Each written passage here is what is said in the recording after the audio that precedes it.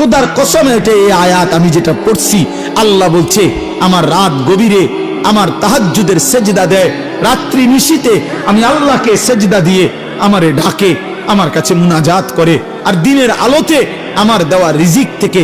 আমার দেওয়া সম্পদ থেকে খরচ করে। আল্লাহ বলেন বন্ধু, ওরে আমি এমন এমন পুরস্কার দেব জান্নাতে, সেটা শুধু আমি জানি, আপনাকেও বলবো না, ফেরেশতাকেও বলবো না, আমি আমার বান্দার হাতে তুলে দেব। আল্লাহ তাআলা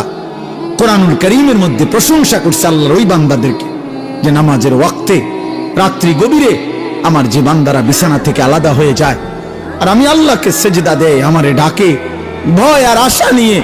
আর আমার দেওয়া হালাল রিজিক থেকে আমার পথে খরচ করে, আল্লাহ বলেন বন্ধু জানেন আমি এমন বান্দাকে এমন পুরস্কার দেব জান্নাতে, আমার নিজ হাতে কি দেব আপনি রাসূলকেও বলবো না, আমার কোনো ফেরেশতাকেও বলবো না।